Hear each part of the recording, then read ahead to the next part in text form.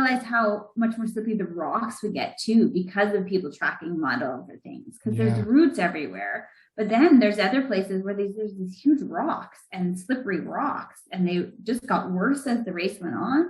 But all it did was turn it into this complete mud pit. Like you were way above your shoes, mid calf, deep in mud. And there's all these tourists trying to trek up this area too, while you're trying to run down to the Pirates Cove aid station and run back up from it. Oh, man.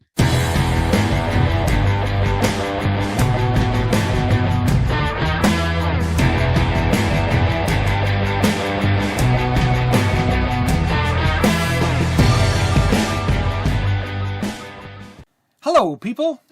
Hi. This is our new intro. How do you like it? Leave a comment below. If you like it or not. Hashtag you suck. I was just informed that when you do the hashtag with your two first fingers there, that means you're old. Oh. Did you know that? No. Yeah, because you're old. Because I'm using, I say pound and then a word. Right, you really throw them off. Okay, what is going on in the world of GottaRunRacing? GottaRunRacing. Let's get to it. Yeah, well, what do we got going on the... Well, let's talk about Rainbow. Rainbow Trail Run, finally taken off. Yes, Earl Rowe Provincial Park in Alliston. Yep. It's a beauty of a trail. I like it. It's 12K, it's twists and turns. You're not too sure where you are until you finally get back to where you started. But it's double track for the most part. Are we, the medals have come? Have they been shipped yet, the medals? Yes, the medals are in the country. Okay. But not in our hands. It's on its way. Not in our hands. Okay, well. I'm excited about the swag, though. The first 50 people who sign up get an extra piece of swag. Wow, okay, so good. If you want to know what that is, head on over. GottaRunRacing.com. Okay. And who is on the podcast today? Well, we have another Western States qualifier from Alberta. Chelsey Topping. She got in with 6 tickets. No, I keep saying tickets, but 6 years. 32 tickets. Right. Well, hey, I know what all that's about. You sure do. Yeah. I can't wait to hear her journey. I know she's done some big races. Some tough ones. Yeah, and then she was also on Team Canada for an event, which can't wait to hear what she has to say about that. All right. So, no further ado, here is Chelsey Topping. Welcome, Chelsey Topping, to the podcast. Thanks for having me on. And congrats on getting into Western States. It was a long journey for you, I think 6 years. Is that right? Yeah, I think so. Yeah, it was a while, just like yourself. But That's true. It took me 6 years to get in. So you have quite the journey, and we can't wait to hear all about it. And it was fun. It's fun, but I'm so excited to be in. And now, I mean, as long as I don't get injured, of course, racing it. Well, I think if we look on the calendar, it's exactly 3 months away. 3 months from today, you'll be enjoying a beer at the finish line. Oh, even better. In a way, though, I'm sure that's scary to you both. Yes, probably. Yeah, the 3 months doesn't sound like a lot of time. No. I don't know about you. It really doesn't. Really doesn't. I'm not ready yet. Hopefully. You'll have time to get there. Yeah. Well, let's start at the beginning, how you got into running, because we always like to know how you even started this running venture. Yeah, I was thinking about it because I listened to some of your other guys' podcasts, and trail running for me started when my dad's wife, so my mother-in-law, got invited to be on a team at the Canadian Death Race, but she couldn't do it. And so she said, well, my daughter-in-law can. She lives in Calgary. You guys live in Calgary. Why doesn't she do it with you? And so that's how I got into trail running. And I thought, okay, well, I was training for a half marathon, so maybe I'd get the first leg, which is like one of the easiest legs in the death race. And instead they put me on leg 2, which was one of the harder ones. And so I was like, okay, this is I've never gone this far. It was like, I think 25K or something, but it was like, I'd never gone this far before. And I was going to have to climb up these 2 mountains and use poles and do all this other stuff. And then her husband was doing the full race. So it was kind of like an introduction into this. And I'll kind of say I fell into the wrong crowd, right? Like you started hanging around these people and seeing people do 100-mile races. And then all of a sudden you sort of go down the slippery slope where you're actually doing the ultra, not just on the team anymore. When did Western started coming on your radar? Because I noticed you did some ticket races, but that was before 6 years ago. Yeah. So did you know you had tickets, and how did that all happen? So it's interesting because I was thinking about this. I don't think I actually had tickets before 6 years ago because of the time cutoffs. So our race in Lethbridge has had the time cutoffs change throughout the years for what you needed to be to get into the Western States Lottery. So the first time I did the 100K down here, my finish time wouldn't have gotten me a ticket for the lottery. So it wasn't even on my radar. You used to have to run 16 hours on our course to get a ticket. And then they changed it to 21 hours later on. So it sort of didn't come on my radar until I moved to Lethbridge, and then I could sign up for the 100-mile here. And then I thought, wow, that'd be Western States is the coolest. Like you started seeing videos and hearing about it. And so then as soon as I had a ticket that year from the Canadian Death Race, I entered the lottery and did it every year, went after a qualifier every year on purpose so that I could keep entering. So Death Race was your first ticket? Yeah. What year was that? 2015. So then Death Race in 2015, how did that go overall? Oh, good. It was my first sort of like long race. And I had hired a local coach here, Dean Johnson, and he had coached me and trained me through the thing. So the plan was the Death Race and then Lost Soul 100-miler that year. And my dad was there crewing me. This friend I used to run with in Calgary was there, her husband. So we had a great crew and we just kind of plogged along and got it done. Just That's kept fun. moving kind of thing. It was great. I mean, I don't think I had a lot of time left. I can't even remember what time I finished in, but it was just kind of just keep moving forward. And you're probably wondering, looking back to 2012 when you were convinced to do leg 2 and here you are back again. You can't even pick a leg. You got to do the whole thing. Yep, exactly.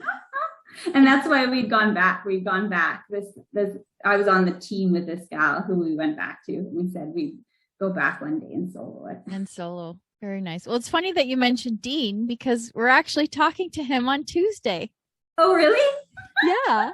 Well, he's been stuck with me ever since. I just keep paying him and he hasn't gotten rid of me yet. So back on Death Race, how was Mount Hamel that year? Because sometimes you get snow, sometimes you get... Yeah, it was good. It was in really good shape. Yeah. Okay. And we didn't have bad weather up there either. We were very lucky. Yeah. It was a good year. Yeah. Okay. Cool. So that was your first ticket. So your second ticket would have been Lost Soul 2016. Yes. I did the 100K that year. I'm pretty sure. Yeah. Right. Yeah. How close they changed the qualifying time then to 21 hours, but I really wanted to run around 16 hours. I can't remember what I ran. That's okay. We'll refresh your memory. Excellent. How close are you to Lost Soul? Oh, so I can run on the course within a kilometer. Oh, wow. My gosh. Yeah. It's great. You guys should come. The course is fantastic. The race atmosphere is awesome. And so you can see why I've done it so many times and moved to Lethbridge too. Because when I did the first time in 2012, I didn't live here. I lived in Calgary. And then I moved here in 2014. So let's talk Lost Soul. That was your first race in Lost Soul 2016. How were you feeling going into this? Must have been pretty confident knowing the course. Yeah, so I had actually done it in 2012. That was the 100K I did. And it was funny because we spent tons of time in every aid station. We changed our socks, our shoes. You should see the pictures of all the stuff we had. I think we walked maybe the whole second loop. It was just a total different experience. And then in 2015, if I have it right, I did the 100-miler at Lost Soul. And so that was my first 100-miler, which I had previously said I would never do, of course. But then you know how it goes. And then 2016 was my second time doing the 100K, I believe. Yeah. Okay. And so it went well. I mean, it was a good race. I ran a lot quicker than I thought I could. It was just fantastic. It was one of those days where everything just flowed. My dad was crewing me. It was just great. It was just smooth. Can you do Lost Soul with just a handheld? Oh yeah, for sure. Okay. I do bottles because I prefer a pack because I put tons of ice in my pack. Ice. It's usually really hot. So okay. I put ice in the back where a bladder would be. Mm-hmm. I fill it full of ice. Oh, interesting. And then it keeps you really cool. And then I just use soft flasks in the front. But the aid stations are super close together. The farthest you ever go between an aid station is 10 miles. Oh, okay. Okay, yeah, you can do that. So lots of people do handhelds. Right. So 2017, we're moving on to ticket number 3 now. Well, yeah, ticket number 3. That's Miwok. You decided to go just down south a little bit, Frisco. Yeah, I was I just wanted an early season Lost Soul qualifier. So me and my dad went down, and that was a particularly horrible race. It's such beautiful. I would love to go back again, but I definitely spent way too much time on the course and was very close to the course cutoff, or the closest I'd ever been. I think I was just over 15 hours, and we had 15 and a half hours. Wow. Because I had IT band issues start around 50K. So I was known as the gal who picked up a stick and just started walking with a stick. Because I didn't have poles. So I just started walking with this big stick I'd found. Did you go in with IT problems, or did they just present themselves? No, I didn't have any problems. No. Yeah. Oh, I hate that. Where they popped up from or what happened, but around halfway I had pain, and then I could run probably more to 70 or 75K in, and then there was a descent down into the final aid, crude aid station, and it just put me over the top. And but my dad didn't. He's a great crew. He's very he's good. He's just sort of serious and quiet. He studies crewing off YouTube videos, and he's very, very into it. So he didn't entertain any of my. He just picks me up and sent me out again. Is he coming to Western? Yeah, that's the plan. Yeah. Oh, good. Yeah. He must be as excited as you are. Yeah, I think so. I think he was just as excited as I was. Does Miwok have a lot of altitude? I'm not familiar with that race too much. It's a fair bit of climbing. Yeah. I can't remember exactly how much, but it's kind of constant up and down in the headlands. Very beautiful. Yeah. Well, I'm thinking of San Francisco where it's constantly up and down. So I guess it's kind of familiar as to Lost Soul, just constantly up and down. Yeah, just longer climbs. Okay. Yeah, and not quite as steep. They were more gradual, which was nice. Yeah. And what made you choose this race? Yeah. Pardon? What made you choose this race? Oh, that it was a Western States qualifier, and so we're to travel. Yeah, I know that. I was literally just going after qualifiers. Wanted to make sure I had one every year. By that point in time, I was totally obsessed. Were you watching the lottery at this point, or were you still kind of thinking no chance? I definitely paid attention. I don't remember if it was on Facebook back then or not. Live. Right. And then I started going to it in person, I think in 2018. Oh, you did. It was the first year we went in person. We went at least 2 years in person, me and my dad. Yeah. Oh. We wanted the extra ticket. Extra chances. Yeah, you are determined. And to be fair, we would travel down to go to CIM together to run the marathon. My dad liked that marathon. And so then it's the day before CIM, and it's only 45 minutes or 50 minutes or something away.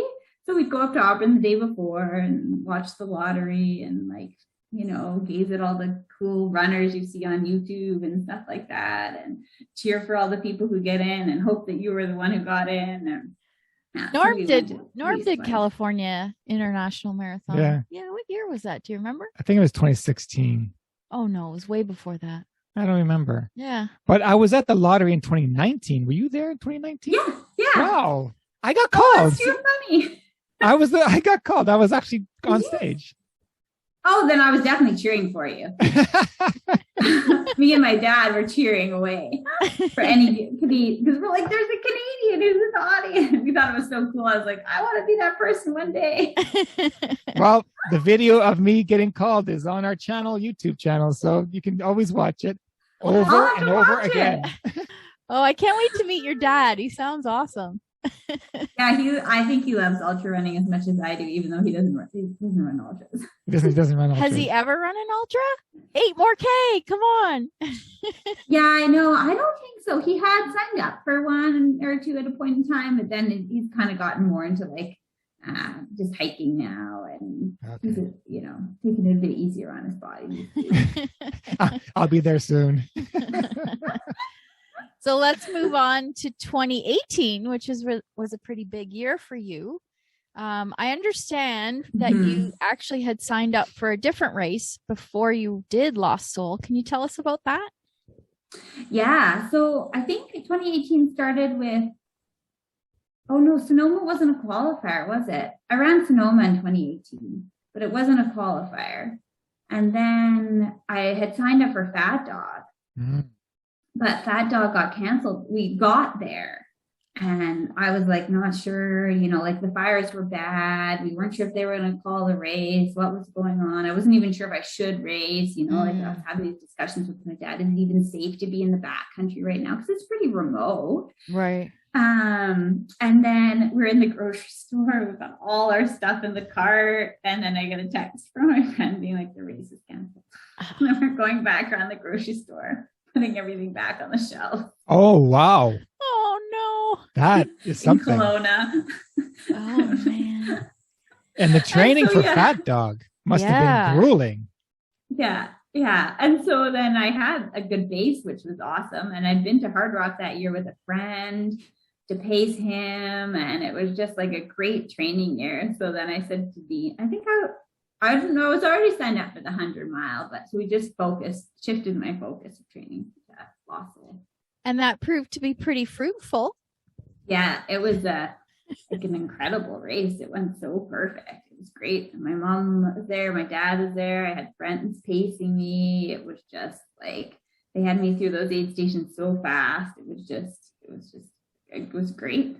Yeah. Wow. So let's tell everybody, not only were you first place female, but you won the race outright. Yeah, it was pretty incredible. I don't think me or Dean was expecting that at all. He must have been so proud of you as being a race director and coaching you. And here you are just blowing it up. That's amazing. Yeah, it was pretty cool. Yeah. My pacer kept yelling at me and being like, you're under this record. You got to run faster. You got to run faster. So all along, you've also been throwing in your name for Hard Rock? No, this year was the first year I had a qualifier. So this was my first Hard Rock lottery. I'd never had a qualifier before. I always wanted, I was like, that was part of the reason of going to Fat Dog was to get a qualifier. Right. But then, of course, all of those things happened, and with the pandemic and races being canceled, and so I went and did Run Rabbit Run last year with the plan of a Hard Rock qualifier. Right. We're gonna get there for sure. I jumped ahead because I was thinking that something in there was a Hard Rock qualifier, but yeah, no, nothing. I was all of a Western state still for a while. So then back on the tickets, you did Lost Soul in 2018, and then you had to go back in 19 to defend. No, I didn't actually. I was very, that was the year I had sort of, my training was down. I was sick in June. I didn't have a good running year. So I did 100K. Yeah, the 100K. Right. So, But then that got you ticket again to Western, just to play it safe. Yes, exactly. I would still wanted that ticket. It's funny how 100K is a safe run. Yeah, exactly. be an ultra runner. Our minds. Our minds. I know, are right? Okay, then let's talk about the next ticket, which is Hurt. Mm-hmm. Hurt 100 is, I just look at the videos, and it is a lot of routes, a lot of climbing, a lot of heat, mud, and the training of Hurt is through winter, and now you're going into this heat of Hawaii. How? Tell us about Hurt. Why'd you pick this race? And give us your whole day of Hurt. So Hurt came onto my radar when I ran with a gal at Zane Grey. She was just telling me how great it was, and she'd done it, and she loved it, and we spent all these miles together at Zane Grey. So I was like, okay, maybe I'll just enter the Hurt lottery. Why not? It sounds like such a fun race. Like, you know, there's such a great community around it. It sounds like you can go to excuse to go to Hawaii. Like, why not? So then I entered the lottery. And then got in the first time I entered the lottery. Oops. And I found out that I got in. I was in Fernie running with friends. We were out for dinner. I wasn't paying any attention to the lottery. And Dean texted me and he's like, what have you done? Oh. Did he know that you put your name in? Probably not. I don't tend to tell. I'm not very good at disclosing these things until they actually happen. Oh dear. Okay. And how many months ahead was the lottery? So how much time did you have? In August, I believe, or July. So you had quite a bit of lead up, yeah. Right. Okay. Yeah, for the race in January. Yeah. So did you have to pivot a little bit with your training? Oh yeah. And my training probably was not like perfect as it is, like probably from a lot of people coming from Canada, right? Like I tried to run, but there was snow, and so I'd spend like hours and hours on the treadmill doing that, you know, climbing, and I'd, you know, be on the stair stepper at the gym, and then I'd go into the steam room, and so it was, I think, as good as it could have been probably coming from Canada. And I've thrown in a few road marathons. So I was down at CIM that year. I've done New York in 2019 as well too. So very opposite of training. Well, your marathons were training runs. Yeah, exactly. They were truly just training runs for fun. Oh, man. So how did it feel at the start line? You're finally at the start line of Hurt. How did you feel going to start this race? Oh, nervous. Very nervous. Yeah. Because we'd done just a couple little runs on the course in the week, a couple days leading up to it. And I was like, this is insane. Like Hogsback, we went up that. I was like, I had to go this 5 times. Yeah. Like, this is crazy. And then you run down through these pipes and this mud. And I was just like, okay, like, you know, we might be right out on this course till the very last minute, but we'll just keep going. Oh, man. Right? And every time you go through that, it gets worse because people have trampled through it. Yeah.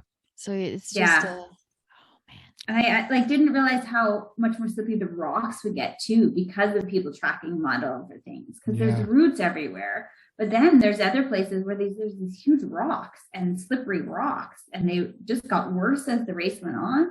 And then there was this one section they had been doing, I don't know, I guess they call it trail work on, not the race, but this the state of Hawaii that leads up to this very beautiful waterfalls. But all it did was turn it into this complete mud pit. Like you were way above your shoes, mid calf, deep in mud.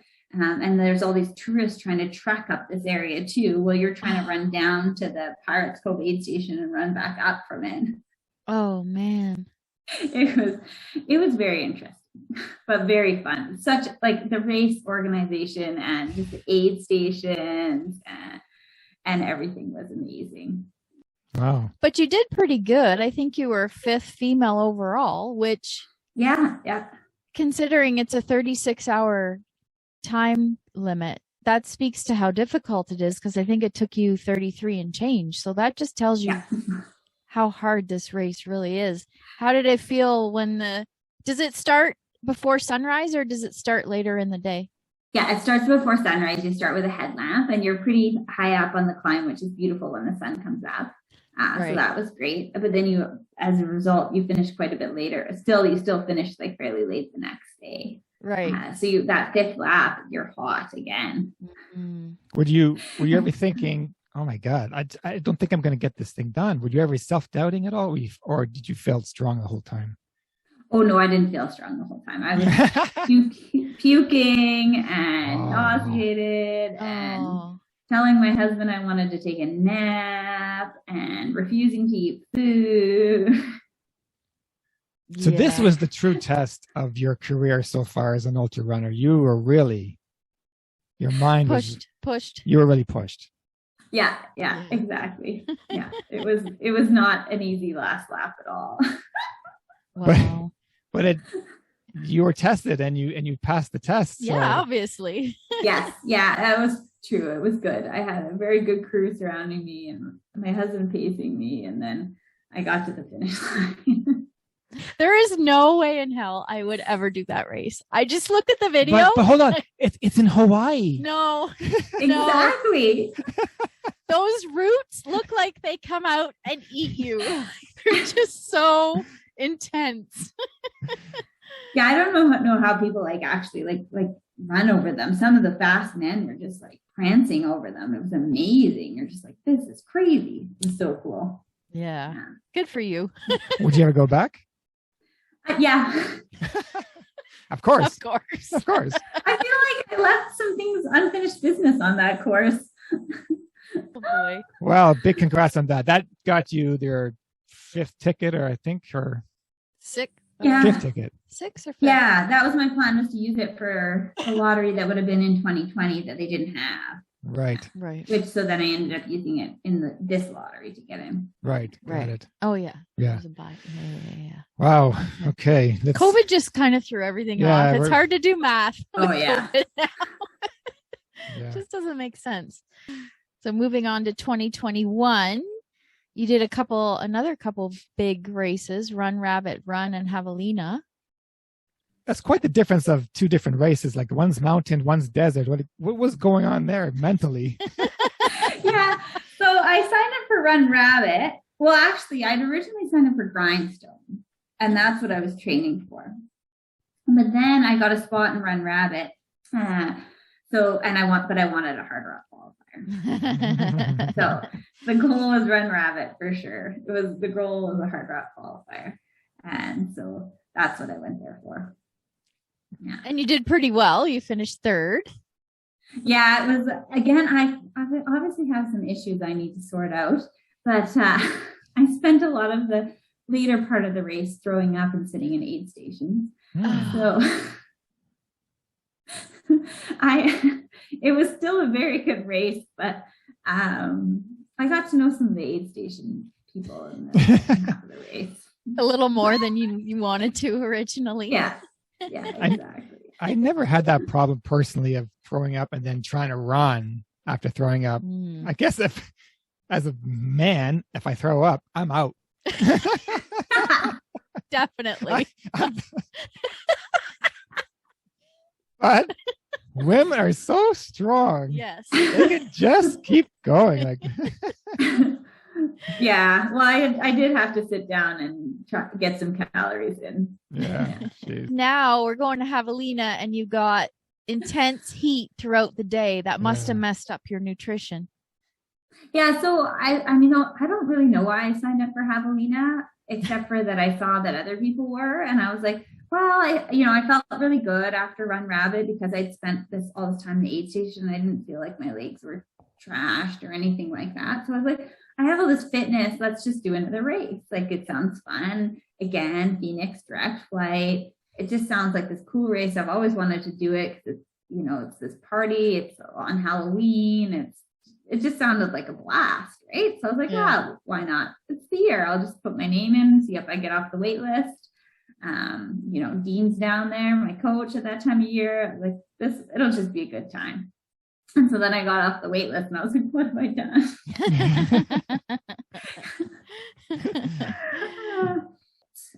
But it was still such a good race. I mean, I only fell apart with I think less than 10 miles left or something. So it was it was great. And I'd never run that fast before. So it was fun. It was really fun. I think it was the fastest I've gone through 50K, 100K, and then of course 100 miles.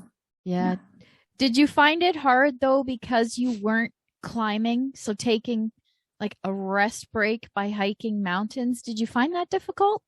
Yeah. My legs were so trashed after that race. I've never been so sore because it's so much running, right? Like you don't, as you said, you're not walking or hiking very much. You're running the whole time. Yeah. It felt like, so it was very different. Than anything I'd done. Now you have 6 tickets. You're kind of now watching the lottery. Are you going, this is the year? This is the year.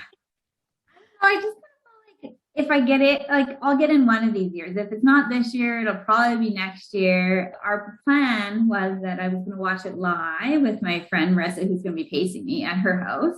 And she'd moved to Ontario, so I was out visiting her. We were going to put it on the big screen TV and watch it, things like this. But we're going to go for a run first. So we went for a run, but I had the times messed up. Oh no. I don't know how I did that. But anyways, I was off by an hour. So we get back from our run and I got these text messages from friends in Lethbridge being like, congratulations. And I was like, what? Oh, no. Wow. Oh no. Did you have to rewind? Yeah, exactly. And I was yelling at my husband, you need to rewind. You need to find me this clip. You need to prove to me that I got it.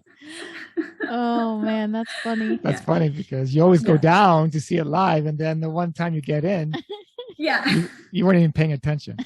I know, I couldn't believe it. I was like, I just felt so silly. Well, then you must so have, excited. But you felt excited, obviously. Oh, I was beyond excited. Yeah. I'm sure you were too when you got it. Like, I mean, you were there in person, which is so cool. But I was so excited.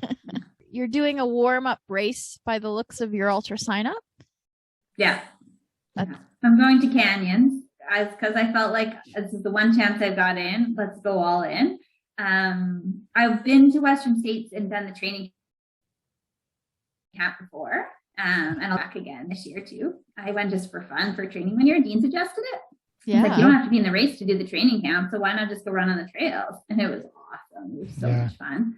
And so I'll go do Canyons and then I'll go to training camp. Well, thank you so much. This was Thanks for having me. That was super fun. I am looking forward to meeting you guys in person and see you at States training camp. Thank you. And good luck at Canyons. We'll be watching you. Oh, thanks. It'll be fun. For sure. Okay. All right, then. Thanks for Chelsey. coming. Cheers. Thanks. Take care. Bye. Bye. Bye. Well, there you have it. Chelsey Topping. Quite the journey. Yeah, she's got some impressive achievements. And she's not done yet. She needs to work on her nutrition, I think, because she's throwing up on these long, hot races. But hey, in Western States is going to be long and hot.